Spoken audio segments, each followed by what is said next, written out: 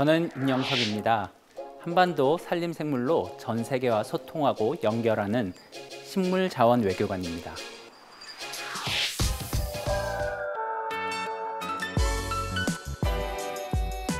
Just on the outskirts of bustling Seoul, we find ourselves in the tranquil and stunning Gwangnam Forest. This is one of East Asia's most precious botanical gardens, established in the 15th century and protected for 560 years. Come with us as we learn about its treasures.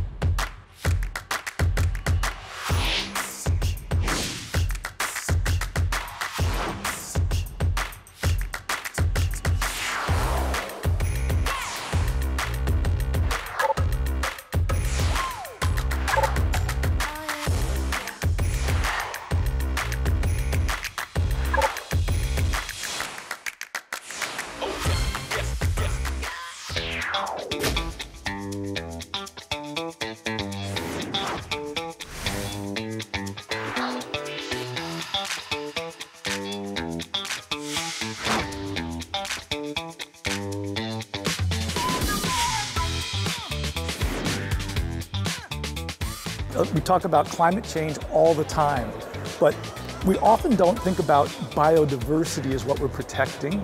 But here at this conference, we're really thinking about biodiversity.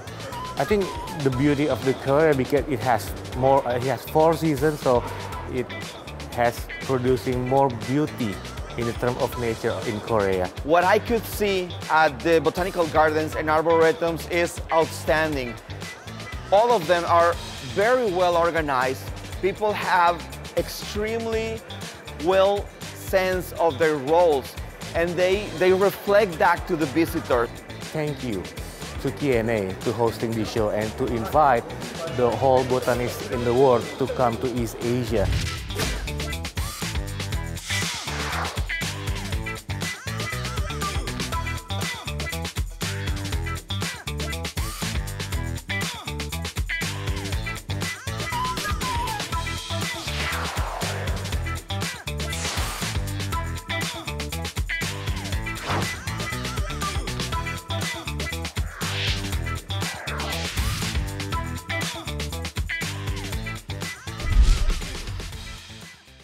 네, 원장님 반갑습니다. 세계식물원 교육총회가 2월 9일부터 열리는 거죠? 네. 이게 어떤 분이 오시는 어떤 행사인가요? 세계식물원 교육총회라는 이름만 들으셨을 때는 좀 익숙하지 않으실 네, 수도 있을 네. 것 같아요. 전 세계에 20권 식물원들의 기관 연합인 국제식물원 보존연맹이라고 BGCI라고 있습니다.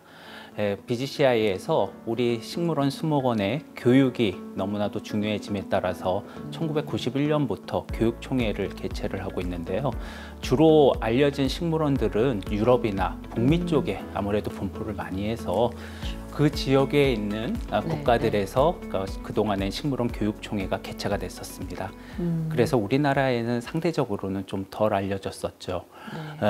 식물원과 수목원에 계신 다양한 종사자뿐만이 아니라 학계와 그리고 관련 식물 정원의 전문가들이 참여를 하는 행사인데요. 금년에는 유네스코나 아시아 산림협력기구, 세계자연기구 등 국제기구나 여러 국제 단체들도 함께하는 행사로 저희가 준비를 하고 있습니다. 그러니까 여기서의 교육이라는 거는 어떻게 보면 세계에 많은 걸 알리고 이런 지식을 나누자라는 차원에서의 교육 이런 측면이 좀 강하네요. 르네상스 시대부터 시작이 됩니다. 식물원이라는 것이 여러 중요한 식물들을 한 곳으로 모으고 거기에서 이 식물들이 어떠한 가치가 있는지를 알려주는 어찌 보면 교육의 하나의 시작이 된 거죠. 최근 들어서 우리가 자연을 배경으로 하는 생태, 환경, 녹색, 산림 이런 교육들이 상당히 많이 관심을 받고 있는데요. 어찌 보면 이런 자연을 기반으로 하는 교육의 그 시작 역시도 식물원 교육이 아니었나라고 생각을 해봅니다. 네. 수목원이면은 대개 우리가 서양의 정원을 생각하고 보타니컬 가든 하면은 사실은 서양의 정원이 떠올리는데 동아시아에서 한국이 처음이고 아시아에서도 하는 게 흔치 않은 일일 것 같아요. 한국에서 이거를 개최한다는 거는 어떤 의미가 있을까요? 사실 이런 국제 행사, 국제 총회를 개최를 한다라는 것은 그 나라의 그래도 수목원과 식물원의 수준이 어느 정도 높아졌다라는 것을 보여주는 기회가 아닐까 생각을 해봅니다. 아시아에서는 인도에서 한번 있었는데요. 그거 역시도 영어권을 쓰는 나라였었죠. 어찌 보면 동아시아에서 처음으로 개최가 된다라는 것이 가지고 있는 의미는 우리나라의 수목원의 역사는 사실 우리 국립수목원의 전신인 광릉수목원부터 시작이 되는데 그게 1987년이거든요. 사실 그 역사가 그렇게 길진 않습니다. 해외에 있는 유명한 수목원이나 식물원들은 1800년대 중반 정도에 주로 많이 생겼거든요.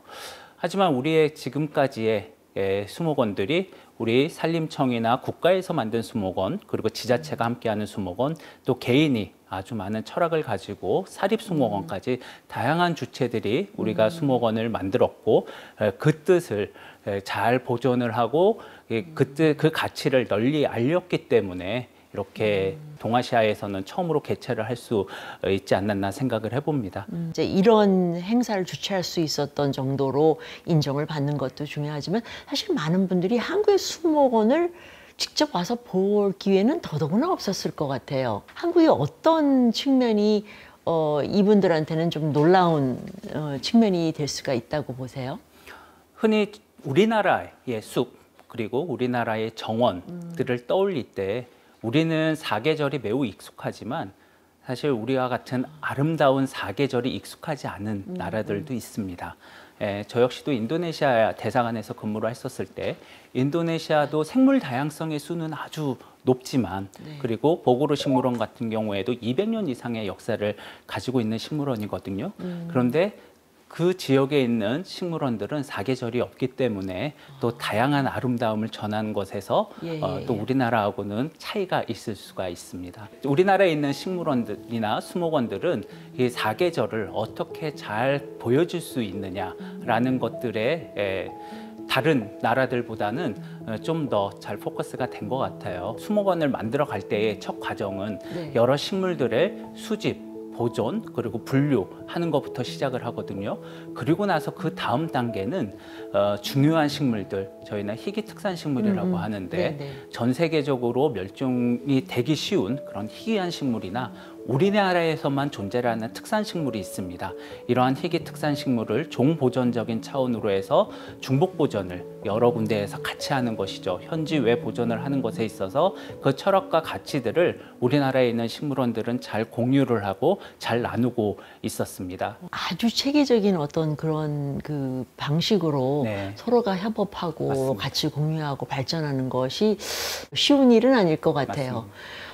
그런 면에서 저도 지금 사계를 말씀하셨을 때 식물이라는 차원에서의 사계라는 거는 식물이 그만큼 변화하는 종이 그만큼 많다는 건가요? 아니면 종 자체가 그만큼 다양해지는 건가요? 그러니까 우리나라에 있는 자생식물이라고 하죠. 우리나라에서 처음으로 이제 나타나는 식물들이 3,975종이 있습니다. 3,975종. 이 식물의 수가 그래도 우리나라의 국토 면적으로 따졌었을 때는 그렇게 작은 숫자는 아니고요. 남한의 면적만 지금 하는 거 아닙니다. 한반도 전체의 면적을 따르고는 있습니다. 근데 안타깝게도 북한에 있는 식물들에 대해서는 저희가 그렇게 자료가 풍부하지는 않아요. 그래도 우리가 정리할 수 있는 부분들은 국립수목원에서 잘 정리를 해서 발표를 한 바가 있습니다. 네. 그래서 이제 그렇게 한반도라는 면적을 따져서 3,975종이라는 어떻게 보면 정말 작지 않은 그런 그 종류를 정리를 하시고 했다는 그 자체도 굉장히 대단해요. 근데 지금 한반도에 가지고 있는 특이한 여건이 물론 이제 사계절이라는 자연 여건도 있지만 우리 역사가 주는 또 여건도 있잖아요. 저희가 공식 행사를 6월 9일부터 13일까지로 행사를 일정을 잡았습니다. 하지만 폐막식을 6월 12일에 하고 6월 13일은 사실 특별 세션을 준비를 했는데요. 그 특별 세션이 바로 DMZ 일원에 있는 자생식물원을 방문을 하는 것입니다.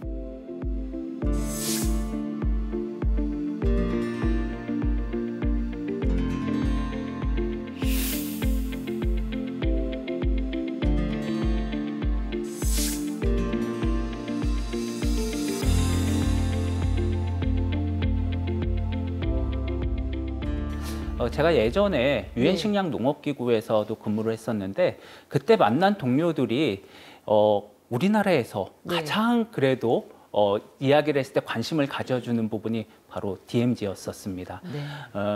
우리에게는 아픈 역사지만 사실 그 분단의 과정 속에서 천혜의 생태 보고인 장소가 있는 것이죠. 우리나라에서 가장 최북단에 680m의 고지에 있는 DMZ 자생식물원이라고 있습니다. 우리 국립수목원의 분원의 개념인 식물원인데요. 그 DMZ 자생식물원은 펀치볼이 내려다 보이는 공간에 있으면서 우리나라에는 없는 북한 식물을 수집하고 연구도 하고 있고요. 좀 고산 지역에 있는 북방배 식물에 대한 연구도 하고 있습니다. DMZ 자생식물원에서 보유하고 있는 또 희귀한 식물이 한 105종 정도가 되거든요. 저기에만요? 네, 그래서 그 식물들도 저희가 잘 보여주고 싶은 마음이 있고요. 사실 그 식물을 보여주면서 저희가 얘기하고 싶은 워딩이 하나 있습니다. 현재는 안타깝게도 우리가 남북한이 이렇게 떨어져 있지만 언젠가는 하나가 됐었을 때 북한 식물을 연구를 하는 어떠한 우리는 식물원이 있다. 그래서 식물 통일을 꿈꾸고 있는 곳이 있습니다라는 것을 마지막으로 보여주면은 좀 더 그래도 많은 외국인들에게 감동을 줄 수 있지 않을까 해서 특별 세션을 준비를 하였고요. 저희한테만 있고 저희한테 굉장히 중요한 그런 측면인 것 같습니다. 제가 얼마 전에 그 다큐멘터리를 봤는데 DMZ 근처에 있는 벌을 키우시는 분들 얘기 있더라고요. 그래서 그런 분들이 그런 마음인 것 같아요. 우리는 못 넘어가지만 벌은 가고 사람은 못 가지만 식물은 그런 상황이 없이 또 우리의 어떤 밝은 미래를 또 보여주는 측면일 것 같기도 하고. 근데 그런 면에 있어서 DMZ 자체도 가지고 있는 의미가 있잖아요. 식물이나 식물원적인 측면에서. 그것도에 대해서도 굉장히 궁금할 것 같아요. 네, 우리 그 국립수목원에 있는 DMZ 자생식물원에서는 말씀을 하신 것처럼 DMZ 일원에 있는 식물상 조사를 또 진행을 하고 있습니다. 저희가 907km 쭉 이어지고 있는 어떨 때는 철책선 안에 들어가기도 하고요. 그 식물상 연구를 올해를 기점으로 해서 10개의 시군 연구를 완료를 하였습니다. 아마 그 식물상들에 이런 식물들이 있고 이런 동물과 곤충들이 있다라는 것을 보여주는 것만으로도 아마 큰 감동을 줄 수 있을 것 같고요. 또 하나의 그 식물원에서 보여줄 수 있는 것들이 살아있는 것들뿐만 아니라 전시교육도 또 중요하거든요. 근데 DMZ 자생식물원에는 물론 을지전망대에서 북한도 보기도 하겠지만 저희가 워가든이라고 또 약간의 의미를 부여를 한 그런 공간이 있습니다.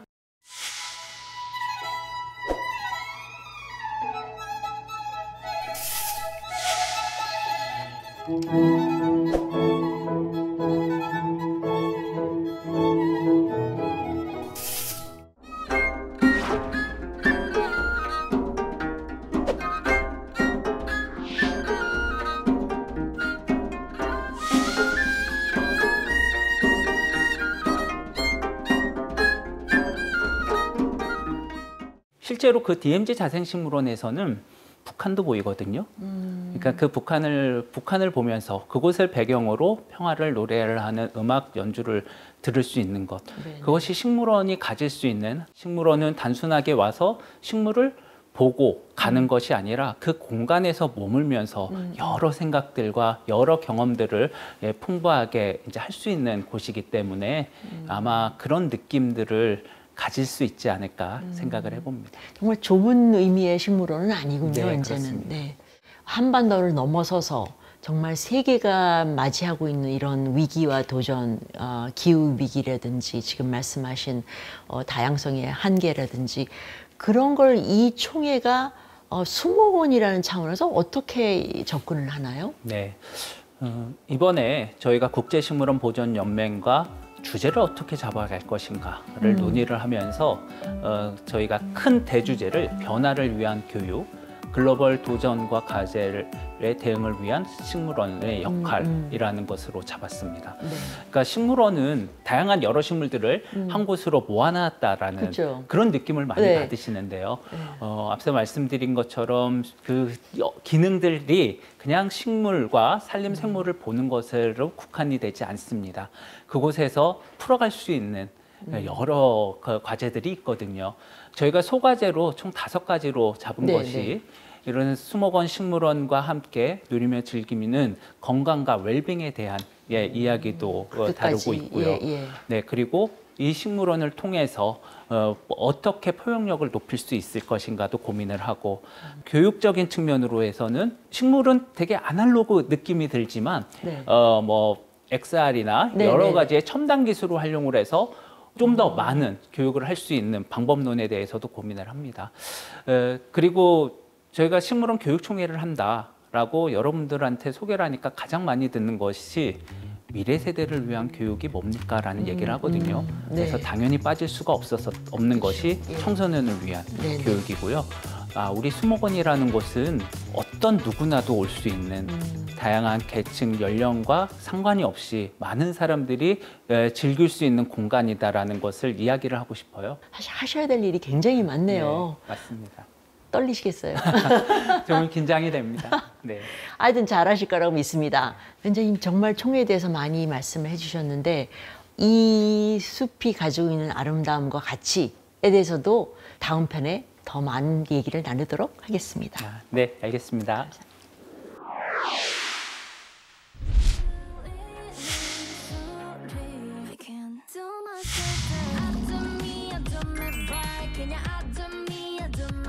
우리 광릉숲에서만 살고 있는 곤충이 있습니다. 여기서만 네, 살아요? 천연기념물 218호인 장수하늘소에 대한 인공 증식을 10년 전부터 체계적으로 하고 있고요. 네네.